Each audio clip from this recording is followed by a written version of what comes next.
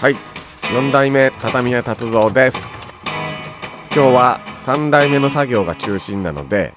音声にて参加しております。それでは畳徹底補修パート3行ってみましょう。前回までは、私4代目が畳表を張り替えるという作業だったんですけど、今回はその続きから仕上げまで畳のへりを縫い付けたりする作業が待っています。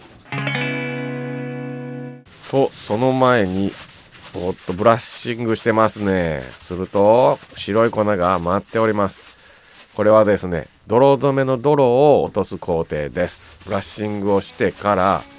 雑巾がけして落とすんですけど、じゃあなんで泥がついてるのかと、これはですね、織り上がりを良くするため、滑らかに織るために、つけられているという部分と、それから UV カットのお顔に塗るやつみたいな効果で、急激な日焼けを防ぐために泥染めという工程があると聞いています。この泥染めの泥を畳べりを縫い付ける前に落とすというのが、畳屋達三の工程になっています。畳べりを汚さない、泥で汚さない、そんなこと考えてへりを縫い付ける前に、泥は落としちゃうと、それでは平刺しというへりを縫い付けていく工程に入ってまいります。縫い付ける畳べりはこちら、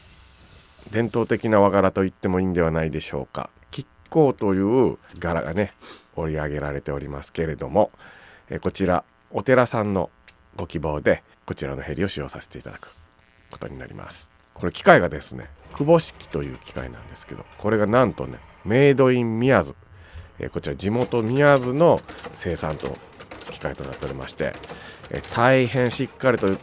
縫い締めながらへりをこう縫い付けていくことができるというね、そのことによって畳がもう一度シャキッとし直すという非常に優れものです。この機械誕生した時にはね、機械で畳作れるなんてお前思うなよ、なんやこれ人間がやるより結果出るやんけと当時の職人の人たちはね心の中でつぶやいたそうです。そしてですね、片側のへりを、縫い付けた後はその反対側の幅を、落としていきます。思い出してください。1センチを超える隙間、それを4枚の畳の幅に割り振って畳を大きくしますので、畳表今カットできましたけども、ほらなんか畳表の方が中身の材料よりこうせり出してるでしょうね。そのせり出している部分のこの下側に厚紙をね、側面からのタッカーは使わせていただいてますが、こうやって幅出しをします。この厚紙はですね、1枚が、2ミリくらいの厚みなんで、この畳はね大きくするとこ大きく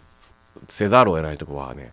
4ミリくらいはね出してますね。ということで畳を持って帰ってくる前に大きな隙間を確認しまして、部屋が持つ癖、例えば寄せとか敷居の歪み反り、これに合わせて畳をカットしました。そして飛び出した畳表の下に厚紙を何枚か入れて補強ができました。そしてへりを折り返す作業がありまして、畳のへり角を整えます。今塗ってますね。あれがね、ローなんですけど、畳屋達三が編み出した独自の、手法になります。サビサビになるタッカー針を卒業するにどうしたらいいのかって考えた結果編み出したのが手法。このようにして畳のへり角を、整えた後、返し縫いという、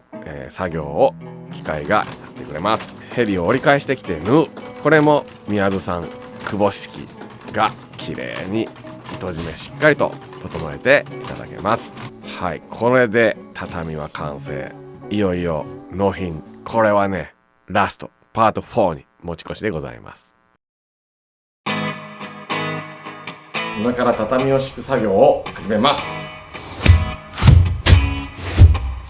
お部屋を一周してみましょう。隙間があったところ、ここから取りましょうか。凸凹があったのがここですね。表替えの1畳あたりの金額は、畳屋達蔵の動画気に入っていただけましたら、チャンネル登録、高評価よろしくお願いいたします。